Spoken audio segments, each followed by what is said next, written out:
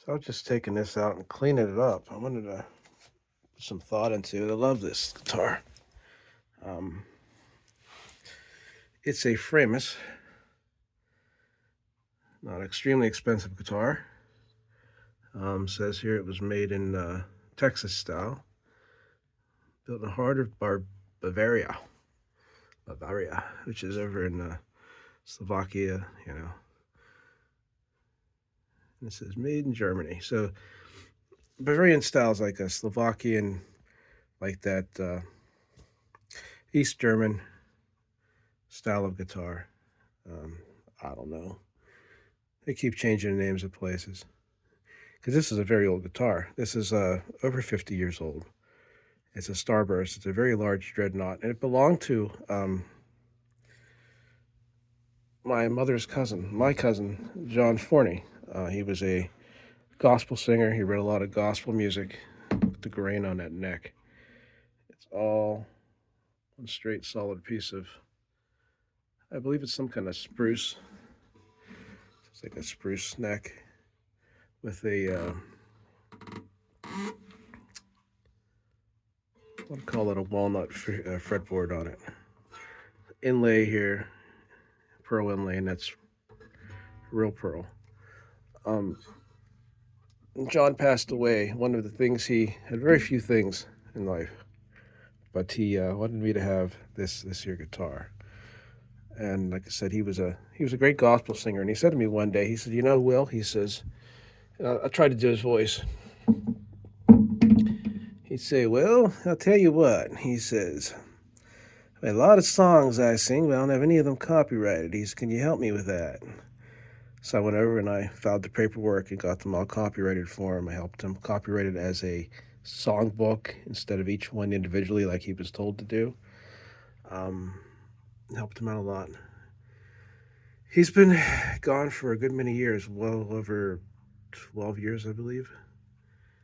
But this is his guitar, and he did a lot of gospel songs. All those, I believe it was, I can't remember what channel it was out of Pittsburgh, but he would do a lot of recording from that. And you'd see him on television. And this is that iconic guitar of his. That even though it's not worth a whole lot, it's worth the. It is over 50 years old. It's actually almost 60 right now, maybe 70. See the old style tuners on here. Um, what can I say? No, I redid this. I redid this silver inlay on here because I do that kind of shit. I always wanted to polish it up a little bit more because when you put it on, you want to put a. We have a medium that it matrix that it goes on with, and you put the silver on. And I was thinking about even going over it with a darker silver on top of that, and then you put a sealer over top of that. That's how that works. But these are the original strings. That's why I haven't really touched it too much. I do play it, but it's a very large guitar. The tone on it's very deep. That was really bad. So hard to do this with one hand, but one thing I don't like about it, and it didn't bother him because he did a lot of gospel and a lot of rhythm. Um, Look how high the play is on that. It's way too high. And you really can't do much with this. It's a weird kind of setup on here, but the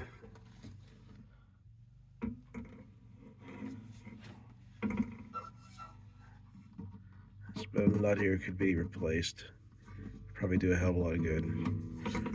So what you would do with that is you would put like a piece of wood or something underneath here and lift this up enough. You want to really loosen the strings a lot too, and then put another one of these under here. It's not that hard to do.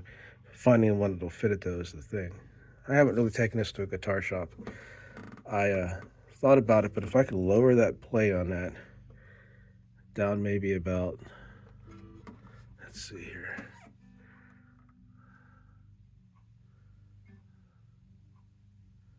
Like it right about there.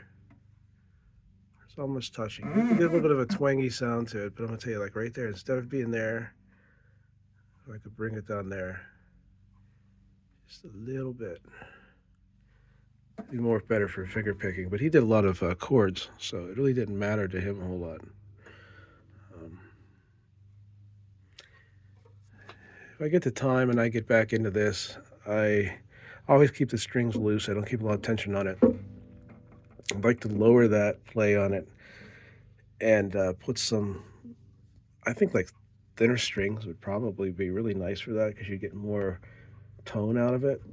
Or they make all kinds of different ones now. Then I think about things like, wow, wouldn't this be cool with nylon strings? It's kind of stupid saying, but it's got that long fretboard. You could really have a lot of fun with that. I don't know if it would work though with this way that this is set up. I've never seen a guitar with this kind of hardware on it.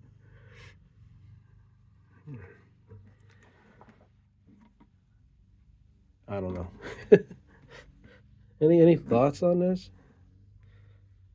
I know it's not worth a lot, but this the history of it. And again, the history of it, I just went through a thing. I showed a gentleman my other guitar that belonged to my brother. All the things I could do to it, and he says, "Why don't you just leave it alone?" He said, "Because like people give it to you, and yeah, you want to play it, but the history of the guitar means a whole lot more than the playability. As long as you keep it in good shape. If the string breaks, yeah, then do it, but don't force it. I think lowering the play on this would not be a bad thing. I don't know why it sits this high. Like it's incredibly high. Like it must be like, oh my god. And I don't know enough about this type of dreadnought, so I really should probably take it to a music store, see what they think about it. I've seen a few of these online. They go for not that much money because they're not really like in that great a shape because there's not many of them left. But it was kind of like the poor man's guitar, poor man's pre Gibson back in the day.